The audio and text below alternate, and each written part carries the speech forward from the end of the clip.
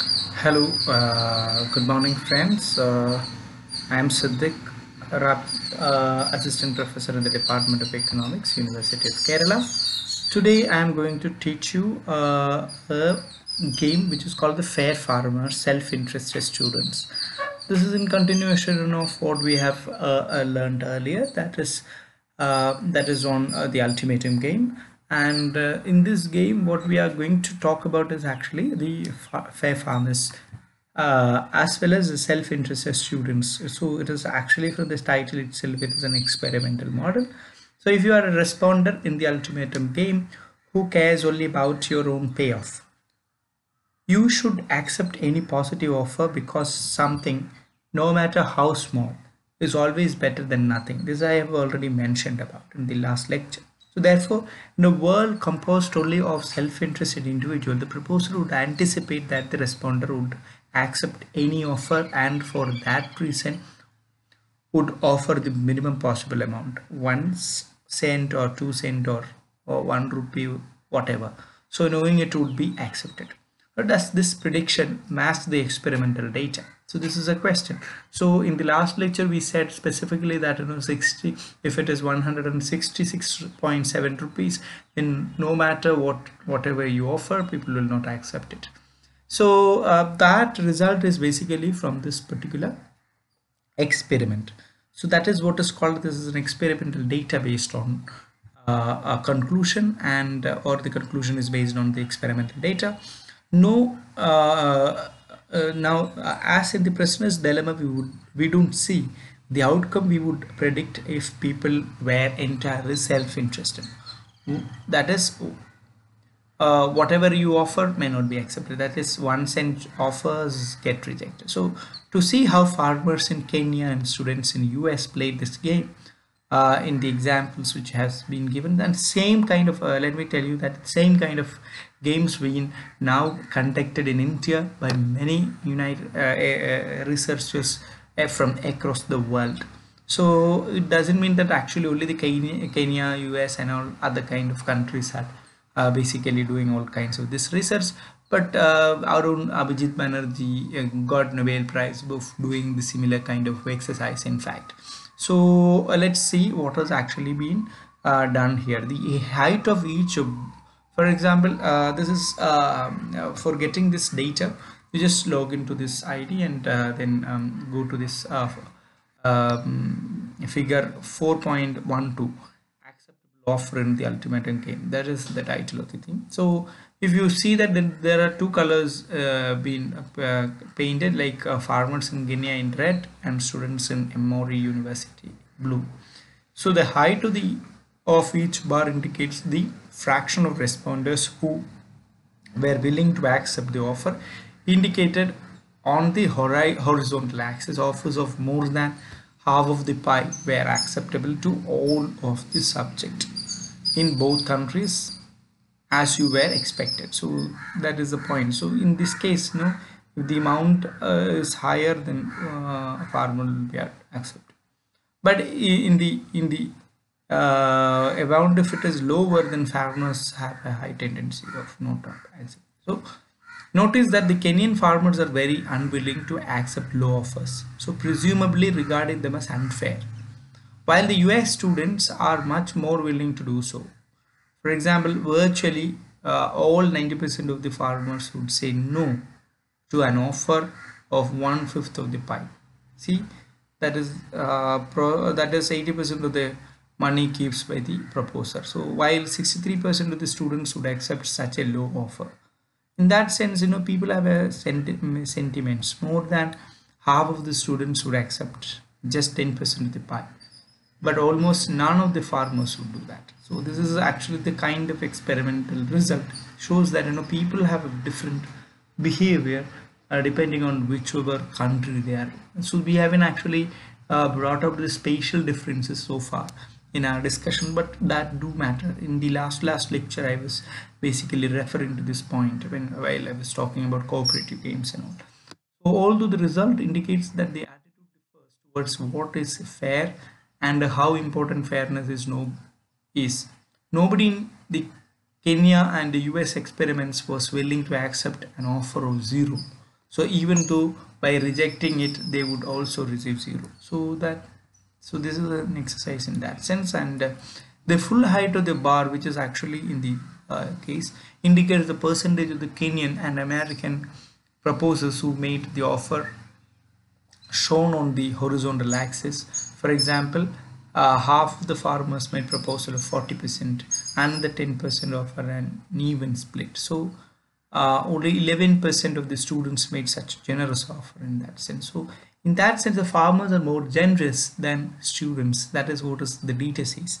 But what does it mean? That is, again, you have to look into the beautiful diagram which was being presented in the online material, that is 4.13 you have to check with. But where farmers really generous? The answer, you have to think not only about how much they were offering, but also what they must have reasoned when considering whether the respondent would accept the offer. If you look at figure 4.13 and concentrate on Kenyan farmers, you will see that very few proposed to keep the entire pie by offering 0. 4% of them are shown in the far left hand bar, that is, and all of those offers would have been rejected. The entire bar is dark. So on the other hand, looking at the far right of the figure, we see that for the farmers, making an offer of half the pie ensures an acceptance rate of 100%. Those who offer 30% were about equally likely to see their offer rejected as accepted. So that is the dark part. So a proposer who wanted to earn as much as possible would choose something between the extreme of trying to take it all or divide it equally. So this is a kind of situation which is basically all of them had. The farmers who offered 40% were very likely to see their offer accepted and received 60% of the pie. So in the experiment, half of the farmer choose an offer of 40%. We would expect the offer to be rejected only 4% of the time, as can be seen from the dark shades part of the bar at the 40% offer. So that is the second figure. Now suppose you are a Kenyan farmer and all you care about is your own payoff. Offering to give responder nothing is out of the question, because that will ensure that you get nothing when they reject your offer. Offering half will get you half for sure, because the respondent will surely accept it. But you suspect that you can do better. Now, a proposer who cares only about his own payoff will compare what is called the expected payoff of the two offer. That is the payoff that one may expect, even what the other is likely to do, accept, reject, in case this offer is made. Your expected payoff is the payoff you get if the offer is accepted, multiplied by the probability that it could or it will be accepted. Here is how the proposer would calculate the expected payoff of 40% or 30%. So expected payoff of offering 40% is equal to 96% chance of keeping 60% of the pie, which is equal to 96.96 times 0.6, which is equal to 58%. 58. So expected payoff of offering is again 30%, which is equal to 52% chance of keeping 70% of the pie, which is equal to 0.52 times 0.7, which is equal to 36. We cannot know in the farmers actually made these calculation, of course, but if they did, they would have discovered that offering 40% maximized their expected payoff. That means it is actually amount between 36 and 58. So that is the point. And this motivational contrast with the case of the acceptable offer, in which considering the inequality, aversion, reciprocity, or desire to uphold a social norm were apparently at work. Unlike the respondents many of the proposers may have been trying to make as much money as possible in the experiment and had guessed correctly what the responder do. Now, similar calculation indicate that among the students, the expected payoff maximizing offer was 30%, and this was the most common offer among them. The students' lower offer could be because they correctly anticipated that lower bar or low ball offers would sometimes be accepted. They may have been trying to maximize their payoff by hoping that they could get away with making low offers. So less than 10% or even so they dare to do that. So how do the two population differ? So although many of the farmers and the students offered an amount that would maximizes their expected payoff, the similarity ends there. The Kenyan farmers were more likely to reject low offers. Is this a difference between Kenyan and Americans, or between farmers and students? Or is it something related to the local norms rather than the nationality and occupation? These are the questions which we are leaving to you to solve. Experiments alone cannot answer this interesting question. But before you jump into a conclusion that Kenyans are more averse to unfairness than Americans, when the same experiment was run with the rural Missourian and the US, in the US, they were even more likely to reject low offers than the Kenyan farmers. Almost every Missourian proposes to offer half the pie. So when in the rural urban, when people know this kind of a fair value, things are going to be different. So it's not the country or space. It's also space and the population, their behavioral ambit, etc. matters when it comes to the acceptance and rejections of this kind. So it is a very interesting portion which you people are exposed to study. So I hope you all enjoyed this session, and I am hoping that you understand. Let me go to the Malayalam explanation of the same. നമ്മൾ ഇന്ന് പറഞ്ഞ ഈ fair farmers self interested student എന്ന് പറയുന്നത് വേറെ ഒന്നുമില്ല, എങ്ങനെയാണ് വിദ്യാർത്ഥികളും കർഷകരും തമ്മിലുള്ള ഒരു ആറ്റിറ്റ്യൂഡ് മാറ്റം ഉണ്ടോ, അല്ലെങ്കിൽ അവർ പരിശോധിക്കുമ്പോൾ രണ്ട് തരത്തിലുള്ള രണ്ട് സ്ഥലത്തുള്ള രണ്ട് വ്യക്തികളെ എക്സ്പെരിമെൻറ്റിൻ്റെ അടിസ്ഥാനത്തിൽ കൊണ്ടുവരികയും അവരിൽ ഈ എക്സ്പെരിമെൻ്റ് ഈ പരീക്ഷണം നടത്തുകയും അതിൻ്റെ ഭാഗമായിട്ടുണ്ടായ ഒരു റിസൾട്ട് പങ്കുവെക്കുകയാണ് നമ്മൾ കഴിഞ്ഞ ഈ ലെക്ചറിൽ ചെയ്തത്. ഈ ലെക്ചർ യഥാർത്ഥത്തിൽ കെന്യയിലും അതുപോലെ തന്നെ യുണൈറ്റഡ് സ്റ്റേറ്റ്സിലെ എമോറി യൂണിവേഴ്സിറ്റിയിലെ വിദ്യാർത്ഥികൾക്കിടയിലുമാണ് നടത്തിയത്. അത് നമ്മൾ നേരത്തെ അതിൻ്റെ ഇംഗ്ലീഷിൽ ഞാൻ പറഞ്ഞതാണ്. അപ്പോൾ അതിൽ രണ്ട് തരത്തിലുള്ള ഒബ്സർവേഷൻസാണ് നമുക്ക് കാണാൻ കഴിയുന്നത്. ഒന്നെന്ന് പറയുന്നത് ഫാർമേഴ്സിൻ്റെ ഈ പേ ഓഫ് എക്സ്പെരിമെൻറ്റിൻ്റെ റിസൾട്ടിൽ നിന്ന് ഇമ്മീഡിയറ്റ് ആയിട്ട് നമുക്ക് കൺക്ലൂഷൻ കിട്ടുന്നതെന്ന് പറഞ്ഞാൽ ഫാർമേഴ്സിൻ്റെ പൊതുവായിട്ടുള്ള ഒരു ആറ്റിറ്റ്യൂഡ് എപ്പോഴും ഫെയർ ഗെയിമിലൂടെയാണ്. എന്നാൽ വിദ്യാർത്ഥികൾ കൂടുതൽ കളിക്കുന്നത് ഇവിടെ എന്തായിട്ടാണ്, കുറച്ചുകൂടി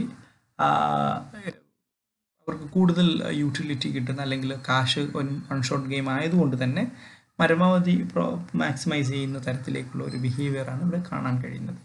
പക്ഷേ ഇത് ഫാർമറും വിദ്യാർത്ഥികളും തമ്മിലുള്ള പ്രശ്നം ആണോ എന്നൊക്കെയുള്ള ചോദ്യം, അതോ അവരുടെ ആറ്റിറ്റ്യൂഡാണ് എന്ന് മുതലായത് വലിയ ക്വസ്റ്റ്യനാണ്. ആ ക്വസ്റ്റ്യനിലേക്കെല്ലാം നിങ്ങൾക്കും പരിശോധിച്ച് നോക്കാവുന്നതാണ്. പക്ഷേ ഇവിടെ നമ്മൾ മനസ്സിലാക്കേണ്ടതെന്ന് പറഞ്ഞു കഴിഞ്ഞാൽ ഈ ഓഫർ ചെയ്യുന്ന അല്ലെങ്കിൽ അതിനെ മനസ്സിലാക്കുമ്പോൾ ഈ ഫാർമേഴ്സ് യഥാർത്ഥത്തിൽ ചെയ്യുന്നത്, ഫാർമേഴ്സിൻ്റെ ഓഫർ എപ്പോഴും ഒരു 30%-നും ഒരു 50%-നും ഇടയിൽ വരുന്ന ഒരു ഓഫറാണ്. അതിൽ നിന്ന് ഈ 30 to 40% എന്ന് പറഞ്ഞാൽ കുറവാണ്. നേരെ മറിച്ച് 40%-ന് മേലെയാണ് 60% of the farmers were been offering. അത് നേരെ മറിച്ച് വിദ്യാർത്ഥികൾക്കിടയിൽ വളരെ ചെറിയ 20-30% താഴെ ഉള്ള ഓഫറുകളൊന്നും വലിയ തോതിൽ ആര് അക്സെപ്റ്റ് ചെയ്യുന്നില്ല, ഫാർമേഴ്സ് അക്സെപ്റ്റ് ചെയ്യുന്നില്ല എന്നുള്ളതാണ് നമുക്ക് മനസ്സിലാക്കാൻ കഴിയുന്നത്. വളരെ കുറച്ച് ശതമാനം ആളുകൾ മാത്രമേ. നേരെ മറിച്ച് വിദ്യാർത്ഥികളെ സംബന്ധിച്ച് 10%-ത്തിന് വരുമ്പോൾ പോലും അവർ നല്ലൊരു ശതമാനം 50%-ത്തോളം വിദ്യാർത്ഥികൾ അതിനെ ഓഫർ ചെയ്യുന്നുണ്ട്, ആക്സെപ്റ്റ് ചെയ്യുന്നുണ്ട് എന്നുള്ളതാണ് ഇതിലെ ഏറ്റവും വലിയ. എന്നാൽ വലിയൊരു ശതമാനം വിദ്യാർത്ഥികളും എന്ത് ചെയ്യുന്നില്ല, അല്ലാത്ത തരത്തിലേക്ക് കൊടുക്കാൻ ആഗ്രഹിക്കുക 50-50 ഇതാണെങ്കിലും ഒരു കൊടുക്കുന്നതിൽ വലിയ സന്നദ്ധത കാണിക്കുന്നില്ല എന്നുള്ളതാണ് നമുക്ക് മൊത്തത്തിൽ ഇത് മനസ്സിലാക്കുക. അതിൻ്റെ ഒരു കാൽക്കുലേഷൻ മനസ്സിലാക്കണമെങ്കിൽ അതിൻ്റെ രണ്ടാമത്തെ ഭാഗം നമുക്ക് മനസ്സിലാക്കുക. അതിൽ കൂടുതൽ ഗ്രാഫുകളുണ്ട്. എനിക്കൊന്നും നമ്മളുടെ ഈ ഓൺലൈൻ നിങ്ങളുടെ നോട്ടിൽ നിങ്ങൾ പരിശോധിച്ച് കഴിഞ്ഞാൽ അതിൽ ഫിഗർ 4.13 അതിനകത്ത് 4 ഡിഫറെൻ്റ് ആയിട്ടുള്ള ഗ്രാഫ് അഡീഷണൽ ഉണ്ട്. ഓരോന്ന് നിങ്ങൾക്ക് സെലക്ട് ചെയ്ത് മനസ്സിലാക്കാൻ പറ്റും ഇതിൻ്റെ റേറ്റ് എങ്ങനെയാണ് മാറുന്നത് എന്നുള്ളത്. അതായത് ഇതിൻ്റെ ഒരു കാൽക്കുലേഷൻ എന്ന് പറഞ്ഞാൽ ഫാമേഴ്സ് വളരെ കൃത്യമായിട്ട് ഫെയർ ഗെയിംസാണ് അവർക്ക് താല്പര്യം. കാരണം അവർ അല്ലെങ്കിൽ ഒരു ലൂസിങ് എൻഡിൽ തന്നെ അവരെ കണക്കാക്കിക്കൊണ്ടാണ് അവർ ഇത് നടത്തുന്നത്. അതുകൊണ്ട് തന്നെയാണ് സ്വാഭാവികമായിട്ടും ഈ ഒരു സമീപനം ഫാർമേഴ്സ് എടുക്കുന്നത്. പിന്നെ ഇത് ഒരു ഫാർമേഴ്സും ഒരു സ്റ്റുഡൻറ്റും ആണോ എന്നുള്ളത് നമുക്കറിയില്ല. അതിൻ്റെ മനസ്സിലാക്കലിന് കുറച്ച് ഇക്വേഷൻസ് നമ്മൾ അതിൻ്റെ ഒരു expected pay of Newman Morgan science method, expected utility, ഇത് വെച്ചിട്ട് നമുക്ക് കാൽക്കുലേറ്റ് ചെയ്താൽ തന്നെ ഈ പറയുന്ന ഒരു റിസൾട്ട് തന്നെയാണ് നമുക്ക്. ഇപ്പോൾ 96% chance of keeping 60% of the pi എന്ന് പറയുമ്പോൾ ഇപ്പോൾ 0.96 × 6 ആണ്. അതായത് 58 ഇതാണ് അവർക്ക് എക്സ്പെക്റ്റഡ് പേ ഓഫ് ഓഫറിങ് എന്ന് പറയുന്നത്. അതേസമയം എക്സ്പെക്റ്റഡ് പേ ഓഫ് ഓഫറിങ് 30% ആയി കഴിഞ്ഞാൽ, ഇത് 40% ആയാലാണ് 58. 58% ആളുകൾ കൊടുക്കുന്നുണ്ട്. നമ്മൾ ഡേറ്റയിലും ഏകദേശം നമ്മൾ ആ കാൽക്കുലേഷൻ നടത്തി കഴിഞ്ഞാൽ 60% ഉണ്ട് എന്നുള്ളത്. നേരെ തിരിച്ച് നോക്കുമ്പോൾ 36 ഉണ്ട്, 40%. അപ്പോൾ ഇത് വളരെ കൃത്യമായിട്ട് നമുക്ക് ഒരു വലിയ സാധ്യതയാണ് നമ്മുടെ മുമ്പിലേക്ക് തുറന്നു വരുന്നത്.